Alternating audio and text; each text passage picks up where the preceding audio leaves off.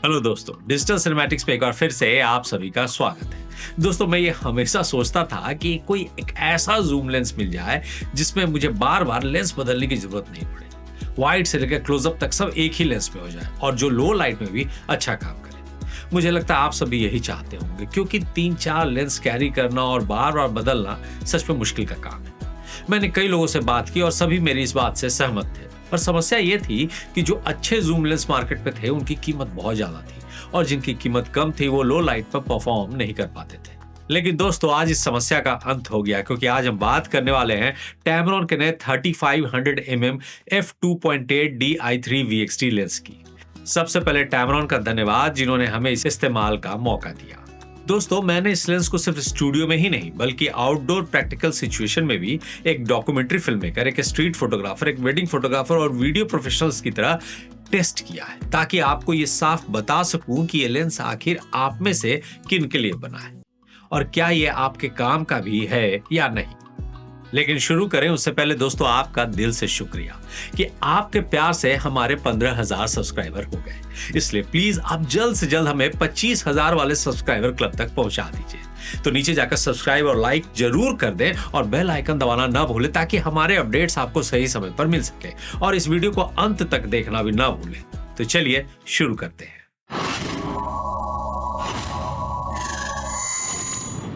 तो सबसे पहले है बिल्ड क्वालिटी और डिजाइन। पहली नजर में लेंस काफी कॉम्पैक्ट लगता है। वजन लगभग 570 ग्राम और साइज करीब 12 सेंटीमीटर के आसपास है, यानी लाइट वेट और पोर्टेबल भी है। 67 mm का फिल्टर थ्रेड है, जिससे एनडी फिल्टर्स आसानी से मिल जाते हैं।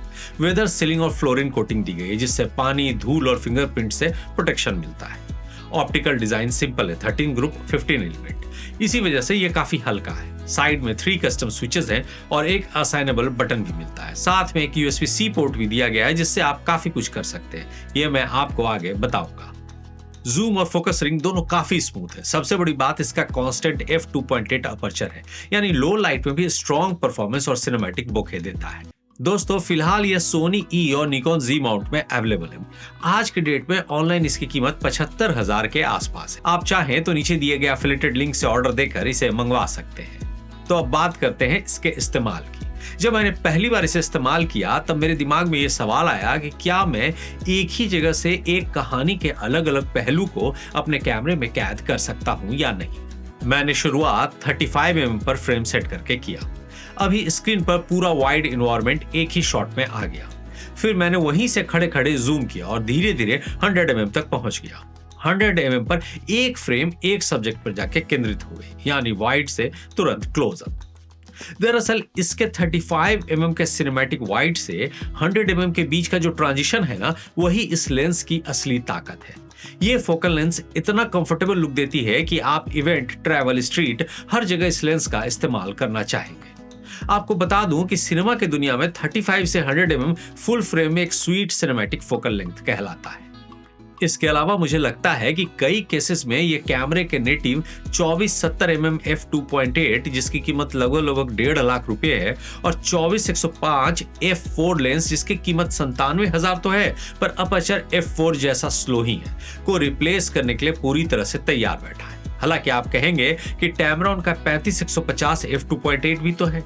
हाँ है, पर वो लेंस भारी और इससे दुगना महंगा है। तो अगर 100 से सिर्फ 50 mm ज्यादा पाने के लिए मुझे दुगना पे करना पड़े और वजन भी ज्यादा हो, तो शायद ये बुद्धिमानी नहीं होगी। अब अगर आप ये सोच रहे हैं कि आपके पास फुल फ्रेम कैमरे नहीं है, तो अभी कोई बात नहीं। मैंने खुद इसे सोनी के A6700 में इस्तेमाल करके देखा है। आप FX30, A6700 या किसी भी क्रॉप सेंसर पर इसे इस्तेमाल कर सकते हैं। यहाँ इसका फोकल लेंथ लगभग 50 से 150 के फुल फ्रेम लेंस जैसा रहता है। आप खुद इसके फोकल लेंथ के ट्रांजिशन रिजल्ट को देख लीजिए। इसके अलावा अगर आप चाहें तो इस लेंस को Tamron के मौजूदा 16-30 mm G2 f2.8 लेंस के साथ पेयर कर सकते हैं, ताकि आपको वाइडेस्ट शॉट से लेकर एक अच्छा क्लोजअप मिल जाए। मेरी नजर में अगर ये दोनों लेंस ले लिया तो आपका लगभग सारा काम हो जाएगा। ना तो आपकी जेब हल्की होगी और न ही आपका बैग भारी होने वाला है, क्योंकि ये दोनों ही कॉम्पैक्ट और हल्के जूम लेंस है और कीमत भी लगभग एक ही जैसी है। और हाँ दोस्तों, एक चीज जिसने मुझे सबसे ज्यादा सरप्राइज किया वो था इसका क्रोमैटिक एब्रिएशन का रिजल्ट। जी हाँ, अगेंस्ट द लाइट मुझे क्रोमैटिक एब्रिएशन नजर ही नहीं आई। अब ये कैमरे की वजह से हो रहा था कि लेंस की क्वालिटी की वजह से, पर फाइनल इमेज इतनी शार्प थी कि सीधा कैमरा से लिया हुआ जेपेग भी प्रोफेशनली यूज किया जा सकता था, वो भी बिना किसी एडिट के। अब बात करते हैं इसके लो लाइट परफॉर्मेंस की। दोस्तों, किसी भी लेंस का असली टेस्ट लो लाइट कंडीशन में होता है। उसके रीडिंग सेंसर और मोटर के बीच में कितना तालमेल है, ये यहीं से पता चलता है। आमतौर पर सस्ते लेंसेज के मोटर लो लाइट में फोकस हंट करने लगते हैं। यही वो कारण है कि हमने इसे रात के लो लाइट में स्ट्रीट पर चेक करने का सोचा।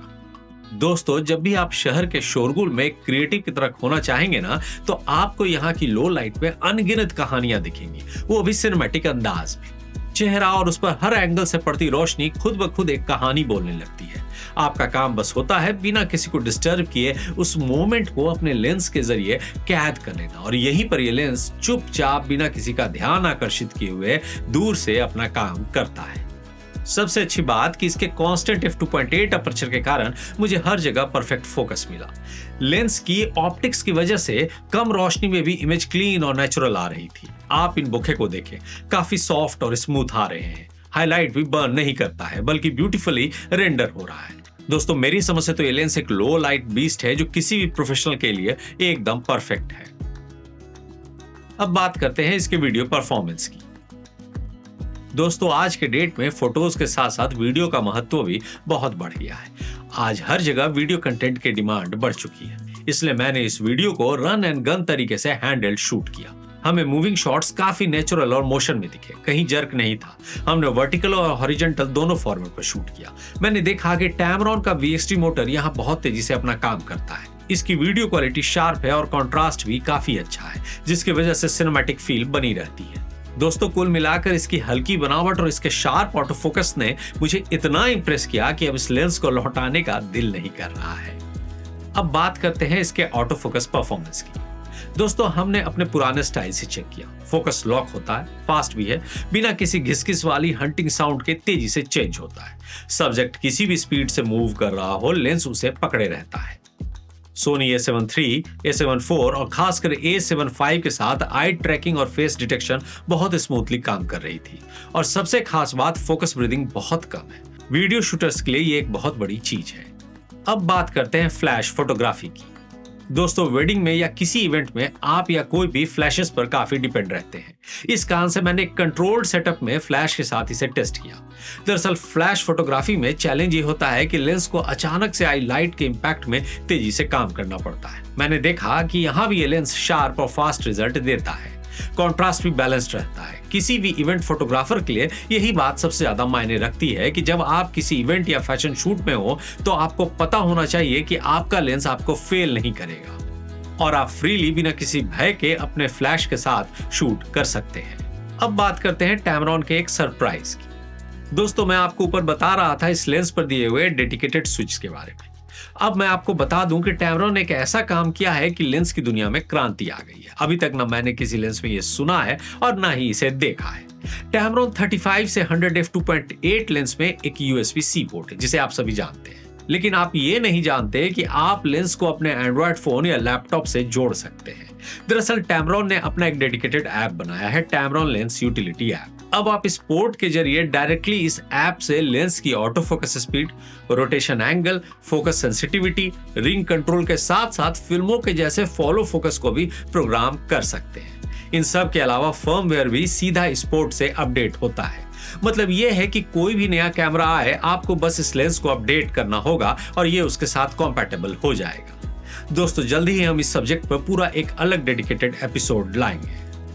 अब बात करते हैं इसके लिमिटेशंस की। दोस्तों, इस लेंस में वाइड एंड यानी 35 mm पर आप अपने सब्जेक्ट के काफी पास जा सकते हैं, करीब 22 सेंटीमीटर तक, और रिजल्ट भी काफी शार्प मिलता है, जो एक अच्छी बात है। पर लेकिन जैसे ही आप उसकी जगह पर उसी सब्जेक्ट पर 100 mm का जूम करते हैं, मिनिमम फोकस डिस्टेंस करीब 65 सेंटीमीटर हो जाता है। यानी उस जगह से अब आप उस सब्जेक्ट को फोकस नहीं कर सकते। इसके लिए आपको कम से कम 2-3 कदम पीछे हटना होगा, और यही थोड़ा लिमिटेशन फील होता है। पर चूंकि ये कोई मैक्रो लेंस नहीं है और मुझे कभी भी किसी छोटे से सब्जेक्ट को नजदीक से जूम इन और जूम आउट नहीं करना पड़ता है, इसलिए मेरे लिए कोई बहुत बड़ी इशू नहीं है। लेकिन हमारा कर्तव्य है कि जो भी छोटी मोटी लिमिटेशंस है वो मुझे आपको बतानी चाहिए, इसलिए हमने बता दी। अब मेरा फाइनल वर्डिक्ट। दोस्तों संक्षेप में फुल फ्रेम और APS-C पर दोनों पर इस्तेमाल करने के बाद मुझे लगा कि Tamron 35-200 f2.8 मेरे लिए एक मस्ट हैव लेंस है और यकीनन आप जल्द ही इसे मेरे डेली बेसिस लेंस के तौर पर मेरे पर्सनल किट में देखेंगे। मुझे ये पसंद है क्योंकि इसका फोकस तेज है, लेंस हल्का और कॉम्पैक्ट है, पूरे दिन कैरी करने में मुझे कोई दिक्कत नहीं आई। इमेज क्वालिटी वाकई बहुत अच्छी, शार्प और नेचुरल लगती है। मेरी नजर में ये एक स्मार्ट इन्वेस्टमेंट है जो आपके पूरे पैसे वसूल करता है। लेकिन मेरी एक सलाह है कि आप एक बार Tamron के पास जाकर इसे टेस्ट कर लें, फिर इसे खरीदने का फैसला करें, क्योंकि आपकी गाढ़ी मेहनत की कमाई को सही जगह इन्वेस्ट करना ही आपकी बुद्धिमानी होगी। तो चलिए दोस्तों, अब चलने का वक्त हो रहा है। उम्मीद है इस रिव्यू ने आपको इस लेंस के बारे में डिसाइड करने में काफी मदद की होगी। पर अगर कोई सवाल हो तो हमारे कमेंट बॉक्स पर लिख दें, हम पूरी कोशिश करेंगे आपको जवाब देने की। आपका प्यार हमें यूं ही मिलता रहे और जल्द आप हमें 25,000 सब्सक्राइबर क्लब तक पहुंचा दें। इसलिए प्लीज नीचे जाकर हमें सब्सक्राइब कर लें और लाइक करें, शेयर भी करना ना भूलें। तो फिर मिलते हैं अगले एपिसोड में, तब तक ले हैप्पी फिल्मिंग एंड सायोनारा।